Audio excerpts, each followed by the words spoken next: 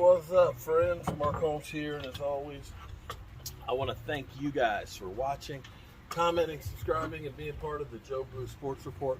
Without you guys, this literally, and I mean literally, does not work. Happy Easter, everybody. Whew. I'm still a little burnt from the road trip. I'm tired, boss. I'm real tired. Boy, you know the state of Mississippi doesn't give a damn about your meteorological interpretation.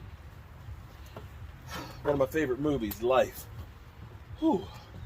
So, we are 26 days and 4 hours away from the draft. Wow. Less than 4 weeks away. That's not much time to get everything together, and that's why I'm out here right now. Doing work on the studio out here, getting it together and stuff. It's actually a beautiful day. We got about 75-degree temperatures. Fish are swimming around, having a ball and all that. And I've got a canopy that's a retractable one. So because my studio set's right here, I get the evening sun, so it kind of shines in here, and then I look shadowed. I'll be able to pop the canopy out, and that will keep the lighting a little more even, as well as it's 16 by 10. When it's raining, it'll keep rain off people, so we'll be able to do more things. We'll be an all-weather studio, and that's not why you came in here. You don't want to see how we make the sausage. You just want to eat the sausage, which is the Jobu Sports show, and we will. Don't worry, we will get you all taken care of. In the meantime, we're sitting here, and I'm trying to start getting together my mock draft.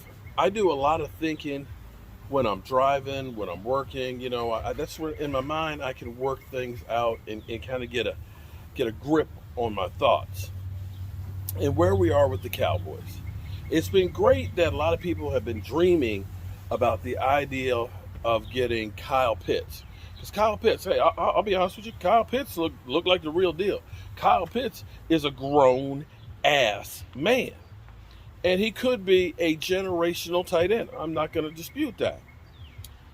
More than likely, I'm sitting here thinking, because as we look at this draft, we have the number 10 pick, and quite frankly, as a Cowboy fan, you may want to be thankful that we ended up losing the division and ended up where we did. I know people will say, how dare you wish the Cowboys to lose? I didn't say I wished the Cowboys would lose. But quite frankly, we are in a great position, because ultimately what it's about is winning Super Bowls. That's what it's about. I know we haven't done that in a long ass time, and I want to do it. But having the number 10 pick versus the 19 pick may end up being a better deal for us, because you look at the guys that are there talent-wise, it's a whole different ball of wax. That top 10 versus 19. Not to say that you won't get a great player, because really the draft is a crapshoot no matter what you do. Everybody, you know, basically I think they say it's a 35% chance of anybody being a bust in this first round. 35%. Yeah. So you may look at a guy and say, man, that wasn't a very good pick. At the time, you know, you looked at, say, Carson Wentz. I know you Eagle fans are going to be jumping at me. But you looked at the move for Carson Wentz at the time and said that was a great move. Well, in retrospect, here we are 5 years later, you kind of say, man, maybe that wasn't quite as good. So it takes time to understand whether or not it was a good pick or not. Hold on. I'll be right. All right, I'm back. Let's see. Where was I? Oh, okay. So the way this draft is setting up, okay, we're actually fortunate that we're, you know, a top 10 pick, because that means the second pick is 42. Okay, so that means all those picks are higher picks. And at 42, you're really pretty close to being a first-round pick, you know, a late first-round pick. So, and the same thing with the third-round pick. All those picks are better position picks. Now, as far as this draft goes, we know that there's going to be probably 3 quarterbacks taken at the first 3 picks. You know, San Francisco, you don't move up to the number 3 pick, you know, and then not take a quarterback. That says, we want a quarterback. We want a quarterback. And possibly maybe 2 other ones go. Now, more than likely, Patrick Sewell will be gone, the great tackle. He'll be gone before it. And as much as people keep talking about Kyle Pitts and wanting Kyle Pitts, and Kyle Pitts is the guy, if he's there, yeah, you got to take him. However, most mock drafts seem to have Patrick Surtain as the number 10 pick for the Dallas Cowboys. How do you guys feel about that? I mean, to me, I'd be happy as could be. One, he's a generational player, okay? His dad, he would play for Miami Dolphins and Atlanta Falcons and stuff. Great NFL player.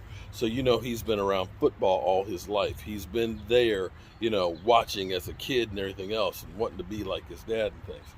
We're talking about a guy who's 6'2", 202 pounds, and former teammate of Diggs. So you've already got that dynamic of those two guys being able to work together. And the guy literally wowed everybody at the combine. I mean, seriously, he literally wowed everybody. So looking at it from the standpoint of, would this be a good pick for the Cowboys? Hell yes, it'd be a good pick for the Cowboys. If he's not there, then the consensus pick would be J.C. Horn. Now, some people say, he's not worthy of the number 10 pick. Well, if you can trade back and get him, I wouldn't be mad at that either.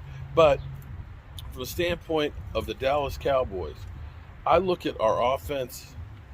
If Dak, who should be ready to rock and roll after getting that contract and losing the season the way he did, he's going to be ready to want to rock and roll. I got no worries about Dak. I got no worries about our wide receiver core. And I'm okay with our tight ends. If our offense just gets a little bit better or a lot better, if Zeke Elliott rebounds, our offense is going to score points. Now, looking at where we are right now with the players that we brought in, if we add J.C. Horn or Patrick Surtain, they're going to have a rookie curve. They're coming in as a rookie, and they're going to have some, a little bit of issues here and there. They're going to get beat. They're going to, have the learning curve. But in the grand scheme of things, we had that with guys that were veterans last year. So I think we'd be a better team without a doubt with either of those guys. And I'd be okay with either of them. In the meantime, I ain't got much time to get this stuff done. My daughter just got back over here and she's seeing this big box of the camp. He's like, let's put that together today. It's like, yeah, but first I've got to block the wall here so that way it's even with the post. Okay, so we have something solid to mount that sucker to, because we don't want that sucker to take off. It costs quite a bit of money. But we're going to have some fun. We're going to get some work done. And we'll talk to you guys a little bit later. I'm Mark Holmes, and, well, this shit ain't going to get done by itself.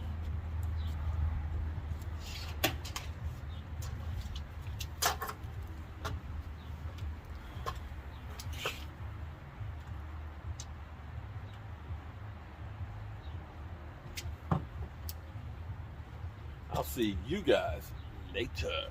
Peace. All right, guys. They took my $100 and they said, if the Dallas Cowboys win the Super Bowl, check it out. I come back for $2,600. $2,600. Dallas Cowboys, my money's on you. Time to hit the road. Let's get stepping.